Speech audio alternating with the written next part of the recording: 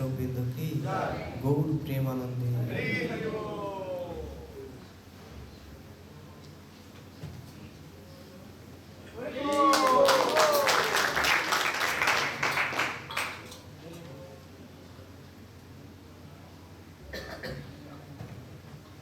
হরে কৃষ্ণ।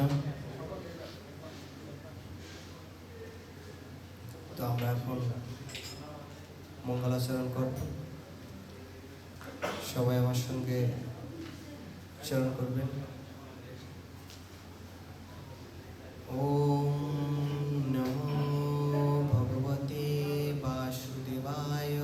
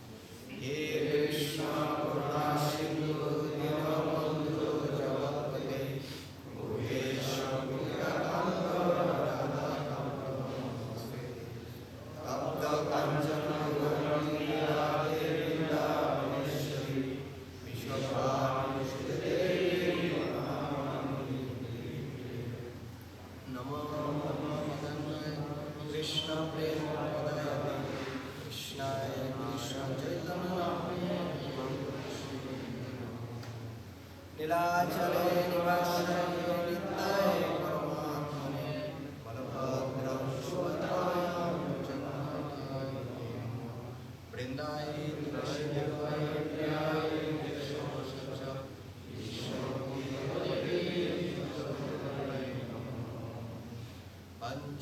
पंचकल्पतरुश्च कृपा सिन्धुभ्यश्च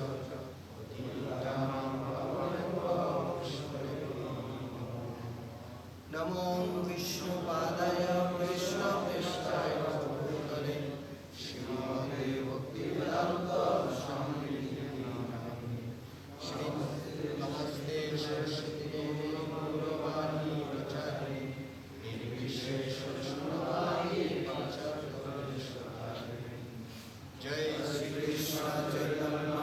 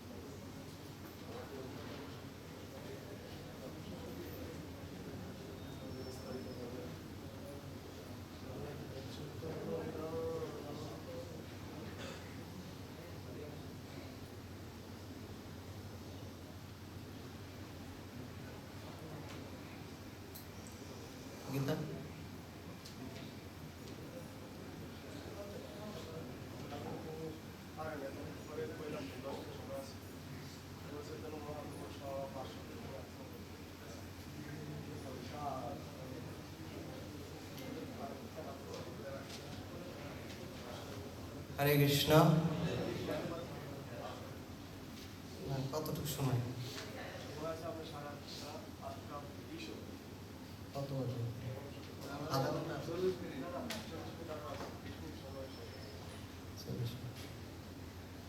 হরে কৃষ্ণ। তো গতকাল আমি প্রভুর ক্লাস শুনতে পারিনি। প্রভু কত দূর আলোচনা করছে আমি জানি না। তো আমাকে শান্তপ্রনাথ প্রভু আদেশ করছে যে রঘুনাথ গোস্বামী যেহেতু আগামী কয় তারিখে চিরাদুদি মহোৎসব, 22 তারিখ 20 তারিখ, তো আর সময় আছে মাত্র 2 দিন, তাই না? আজ গেল 17 তারিখ, 3 দিন আছে। তো চিরাদুদি মহোৎসব পানিহাটি নিত্যানন্দ প্রভুর রঘুনাথ গোস্বামীকে দণ্ড প্রদান করেছিলেন। সাধারণত দণ্ড কথার অর্থ হচ্ছে শাস্তি, কিন্তু রঘুনাথ দাস গোস্বামীকে শাস্তি দিয়েছিলেন চৈতন্য মহাপ্রভু? শাস্তি দিয়েছিলেন, তাকে কৃপা করেছিলেন। তাকে চৈতন্য মহাপ্রভুর প্রেম প্রদান করেছিলেন। আর চৈতন্য মহাপ্রভুকে পেতে হলে নিত্যানন্দ প্রভুর শরণাপন্ন হতে হবে। হেন নিতাই বিনা ভাই রাধা কৃষ্ণ পাইতে নাই। তো চৈতন্য মহাপ্রভুর সমস্ত গুপ্ত ধন নিত্যানন্দ প্রভুর কাছে রয়েছে। আমরা যদি চৈতন্য মহাপ্রভুকে লাভ করতে চাই, চৈতন্য মহাপ্রভুর কৃপা পেতে চাই, তাহলে আমাদের নিত্যানন্দ প্রভুর শরণাপন্ন হতে। যাই হোক, আমরা রঘুনাথ গোস্বামীর কথা আলোচনা করব। তো আপনারা সবাই আমাকে কৃপা করবেন, আমার ভুল ত্রুটি মার্জন করবেন। রঘুনাথ দাস গোস্বামী তিনি ছিলেন সম্ভ্রান্ত পরিবারের সন্তান। তার পিতার নাম ছিলেন হিরণ্য মজুমদার,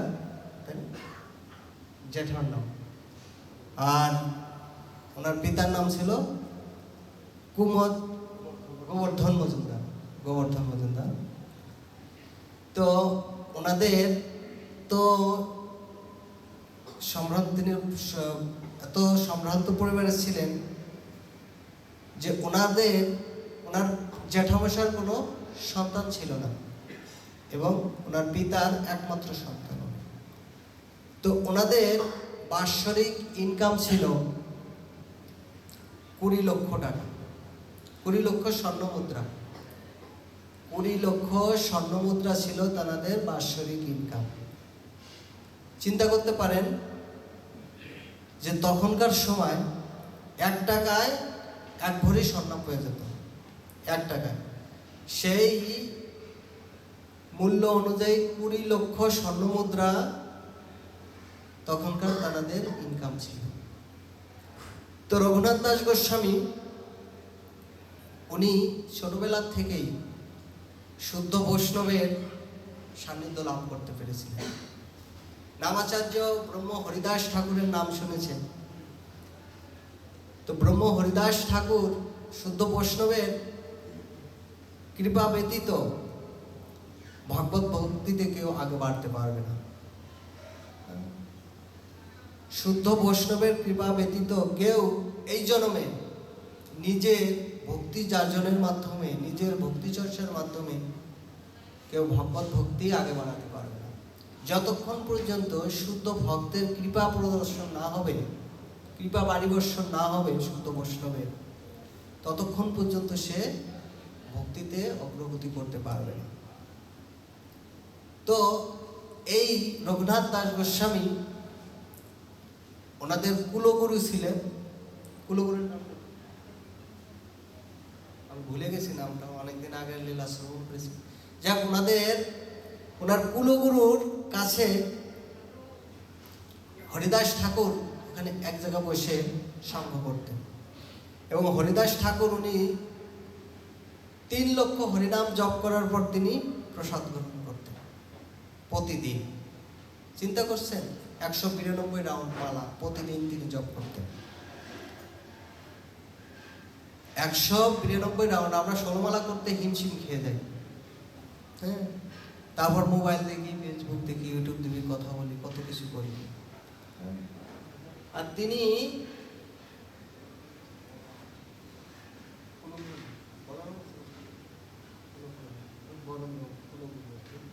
তো বলরাম আচার্য কাছে যদুনন্দ আচার্যর কাছে তিনি, আমি বই দেখছি না, আমি যতটুকু সাধু বৈষ্ণবের কাছ থেকে শ্রবণ করেছি উপস্থাপন। তো যদুনন্দ আচার্যর কাছ থেকে কাছে এসে হরিদাস ঠাকুর তিনি ভগবত যাজন করতেন এবং হরিনাম জপ করতেন। তো রঘুনাথ দাস গোস্বামীর সেই সৌভাগ্য হয়েছিলেন, তিনি ওইখানে বসে হরিদাস ঠাকুর কাছ থেকে হরিনাম শ্রবণ করতেন। এই হরিনাম শ্রবণ ছোটবেলা থেকে, উনি ছোট বাচ্চা অবস্থা থেকে এইভাবে তিনি শুদ্ধ বৈষ্ণবের কাছ থেকে ভগবানের মহিমা শ্রবণ করেছেন। আর এই কলিযুগে শ্রবণ হচ্ছে মঙ্গলম। একমাত্র ভগবানকে পেতে হলে আমাদের শ্রবণ অনিবার্য। এজন্য ভগবান কৃপা করে আমাদের দুটো কর্ণ দিয়েছে। কেন? আমাদের বেশি করে শ্রবণ করতে হবে। আর মুখ দিয়েছে একটা, কিন্তু আমরা এর বিপরীত করি। কি করি? আমরা শ্রবণ কম করি, কথা বেশি বলি। তার কারণে আমাদের এত সমস্যা। এজন্য আমাদের মুখ যত চুপ রাখতে পারবো, যত কথা কম বলবো, আয়ু তত বৃদ্ধি হবে, ভগবানের কথা তত বেশি শ্রবণ করতে পারবো। এজন্য আমাদের নববিধা ভক্তির প্রথম হচ্ছে, 1 নম্বর হচ্ছে শ্রবণ। আর এই ভগবানকে আমরা এই দৃষ্টিতে ভগবানকে দর্শন করতে পারবো। একমাত্র ভগবানকে শ্রবণের মাধ্যমে আমরা ভগবানকে দর্শন করতে পারবো, ভগবানকে লাভ করতে পারবো। এজন্য আমাদের শ্রবণ খুবই ইম্পর্টেন্ট। তাই রঘুনাথ গোস্বামী তিনি শুদ্ধ বৈষ্ণবের কাছ থেকে এইভাবে হরিনাম শ্রবণ করেছিলেন। তো চৈতন্য মহাপ্রভু যখন উনি সন্ন্যাস নিয়েছিলেন, উনি এই শ্রবণের মাধ্যমে উনি চৈতন্য মহাপ্রভুর অত্যন্ত অনুরক্ত ছিলেন। চৈতন্য মহাপ্রভুর প্রতি উনি খুব আকৃষ্ট ছিলেন। তো চৈতন্য মহাপ্রভু যখন সন্ন্যাস নিয়ে উনি চলে গিয়েছিলেন, এই কথা যখন রঘুনাথ দাস গোস্বামী শ্রবণ করেছিলেন, তখন উনি পাগলের মতো উন্মত্ত হয়ে গিয়েছিলেন। হ্যাঁ, উনি উন্মত্ত হয়ে গেছিলেন চৈতন্য মহাপ্রভুর যখন চলে গিয়েছে এই কথা শুনে। কিন্তু শ্রীবাস ঠাকুর এবং নিত্যানন্দ মহাপ্রভু কৃপা করে ওনাকে সে বৃন্দাবনে যাওয়ার থেকে বিরত করেছিলেন, ওনাকে ঘুরিয়ে ফিরিয়ে নিয়ে এসেছিলেন আবার। তো এইভাবে উনি রঘুনাথ গোস্বামী চৈতন্য মহাপ্রভুর কাছে অনেকবার চলে যেতে চেয়েছিলেন, কিন্তু ওনার বাবারা পেয়ারা পাঠিয়ে, পেয়াদারা যাদের না পালন না, পেয়াদার বলে, পেয়াদার পাঠিয়ে, অর্থাৎ যারা সিকিউরিটি ওনাদের গার্ডদের রাখবে, তাদেরকে নিয়ে কয়েকবার ধরে নিয়ে আসছে। তো ধরে নিয়ে চৈতন্য মহাপ্রভুর পর উনি এত আকৃষ্ট ছিলেন, সেটা কেউ উনি বোঝাইতে পারতেন না। হ্যাঁ, তো যেহেতু মা বাবা একমাত্র সন্তান, তাদের বংশ রক্ষার মতন, প্রদীপ জ্বালানোর মতন আর কেউ, উনি একমাত্র। তো এভাবে যখন এরকম বারবার চলে যায়, তখন ওনার বাবা সিদ্ধান্ত নিলেন যে চলে যাওয়া থেকে, বিরত থাকা থেকে একটাই উপায় আছে। সে উপায়টা হলো, ওকে যদি আমরা গৃহস্থ জীবনে প্রবেশ করাইতে পারি, তাহলে হয়তোবা সে গৃহের প্রতি আসক্তি হবে, তখন তার চৈতন্য মহাপ্রভুর প্রতি একটু অনাসক্ত আছে। কিন্তু যার চিত্ত ভগবানের প্রতি অর্পিত হয়েছে, তাকে কি কোনো কিছুতে বাধা যাবে? তখন কি করলো, সুন্দর, তখনকার সময় সব থেকে ভালো সুন্দরী রমণ, অপ্সরার মতন সুন্দরী রমণী দেখবে, তাকে বিয়ে করাইছে। হ্যাঁ, কিন্তু বিয়ে করালে হবে কি? তিনি স্ত্রীর প্রতি কোনো আসক্তি নেই, তিনি স্ত্রীর প্রতি কোনো আসক্তি নেই, স্ত্রীর কাছেই তিনি ঘুমান না। আসক্তি কি করে হবে? বিয়ে করেছে ঠিকই, কিন্তু স্ত্রীর কাছে তিনি যান না কখনো। তো এইভাবে কিছুদিন যাওয়ার পর পর উনি চিন্তা করে যে এইভাবে আমার চলবে না, আমার চলে যেতে হবে, পালাতে হবে। তো এইভাবে যখন আবার চলে যেতে লাগছে, তখন আবার পেয়াদা পাঠিয়ে ধরে নিয়ে আসছে। তখন ওর মা বলছে যে ওইভাবে বারবার চলে যেতে চাচ্ছে, তাহলে ওকে শিকল দিয়ে বেঁধে রাখা, তাহলে তো আর যেতে পারবে না। তখন রঘুনাথ দাস গোস্বামীর পিতা অত্যন্ত বুদ্ধিমত্তা ছিলেন, ওনার ভক্তি ছিল, ওনার জ্ঞান ছিল, উনি বুঝতে পেরেছে ব্যাপারটা। তখন রঘুনাথ গোস্বামীর বাবা বলেছেন যে অপ্সরার মতো সুন্দরী স্ত্রী যাকে বাঁধতে পারেনি এবং ইন্দ্রিয়র মতো ঐশ্বর্য যাকে আকৃষ্ট করতে পারেনি, তাকে এই সামান্য লোহার শিকল দিয়ে কি করে বেঁধে রাখবে? হচ্ছে বরং ওকে ছেড়ে দেওয়া হোক, ও যেটা ভালো করে, ভালো বোঝে সেটাই করবে। চৈতন্য মহাপ্রভুর কাছে যেতে চাচ্ছে, চৈতন্য মহাপ্রভুর কাছে যান। চৈতন্য মহাপ্রভু ওর জন্য যেটা ভালো হবে, যেটা মঙ্গল হবে, সেটাই তিনি করবেন। তো যখন রঘুনাথ গোস্বামীর বাবা এভাবে বলেছেন ওনার মাকে, তখন ওনার মাও নিরস্ত হয়েছে, ওনার মাও বুঝতে পারছে ঠিক আছে। তখন চৈতন্য মহাপ্রভুর কাছে উনি যখন গিয়েছেন, তখন বলেছেন চৈতন্য মহাপ্রভুর চরণে গিয়ে যে আমার এই সংসার ভালো লাগে না, আমি আপনার সেবায় যুক্ত হতে চাই, আপনার কাছে আমি থেকে যাব। তখন চৈতন্য মহাপ্রভু তাকে বলেছেন, দেখো তুমি এখন গৃহে চলে যাও, তোমার এখনো সময় হয়নি। মর্কট বৈরাগ্য না করো লোক দেখাইয়া, যথাযোগ্য বিষয় বঞ্জন অনাসক্ত হইয়া। চৈতন্য মহাপ্রভু বলছে যে মর্কট বৈরাগ্য লোক দেখায় করার প্রয়োজন নেই, যথাযোগ্য বিষয় বঞ্জন তুমি যখন অনাসক্ত হবে, অচিরেই তোমাকে আমি কৃপা করব। তো চৈতন্য মহাপ্রভু যখন এই কথা বলছে, তার মানে হচ্ছে কি যে তুমি ঘরে স্ত্রী রেখে চলে আসছো, মর্কট বৈরাগ্য বুঝেন, যারা বাহিরের বেশভূষণ ধরেছে বৈরাগ্য। বৈরাগ্য বলতে সে সমস্ত কিছু, বৈরাগ্য মানে হচ্ছে তার এই জড়জগতিক সমস্ত বিষয় পরিত্যাগ করে একমাত্র কায় মনো বাক্যে, কায় মনে বাক্য, অর্থাৎ কায় অর্থাৎ হচ্ছে শরীর, মন তো মন, বাক্য মানে মুখ। এই কায় মনো বাক্যে ভগবানের শরণাপন্ন হতে হবে, ভগবানের সেবা করতে হবে, আর জাগতিক সমস্ত কিছু পরিত্যাগ করতে হবে। বৈরাগ্য মানে হচ্ছে এটাই, যে তার এই এখন তার কোনটা প্রয়োজন সেই চিন্তাটা সে করতে পারবে। তার একমাত্র চিন্তা থাকবে ভগবানের সেবা কি করে করা যায়, ভগবানের সেবা, ভগবানের প্রচার কিভাবে করা যায়, তার চিন্তা থাকবে এরকম। তো কিন্তু কিছু কিছু বৈরাগ্য আছে, তারা শুধু বাইরের বেশটা ধারণ করছে, আমি বড় বৈরাগ্য, বড় বৈষ্ণব, বড় সন্ন্যাস, কিন্তু ভিতরে তাদের কামনা বাসনা পরিপ্রাপ্ত। এই জন্য চৈতন্য মহাপ্রভু বলছে তুমি গৃহ করছো, তুমি গৃহ প্রবেশ করছো, গৃহের ধর্ম তুমি পালন করো, এবং তুমি গৃহে ধরে থাকবে কিন্তু বৈরাগ্য বেশ ধারণ করবে। তুমি গৃহে থাকবে কিন্তু তোমার অন্তরে থাকবে বৈরাগ্য ভাব। বাইরে তুমি দেখাবে যে আমি সাংসারিক হয়েছে, লোকেরা বুঝতে পারবে না যে তোমার ভিতরে কি রয়েছে। বৈষ্ণব কখনো এমন ভাব করবে না যে আমি অনেক শুদ্ধ বৈষ্ণব।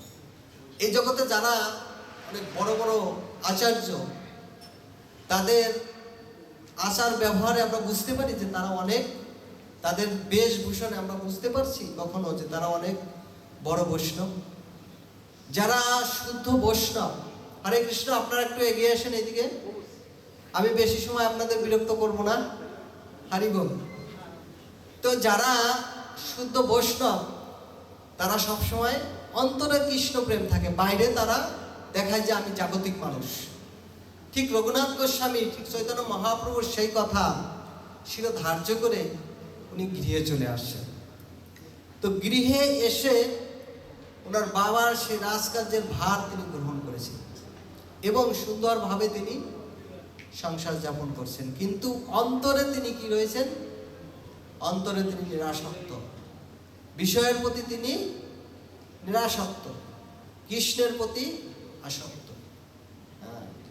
তখন তিনি কি করলেন? এইভাবে তিনি রাজকার্য শুরু করলেন এবং নিষ্ঠাভাবে চৈতন্য মহাপ্রভুর আদেশ পালন করলেন। যে চৈতন্য মহাপ্রভু তিনি আদেশ করেছেন, সে আদেশ শিরোধার্য করেছেন।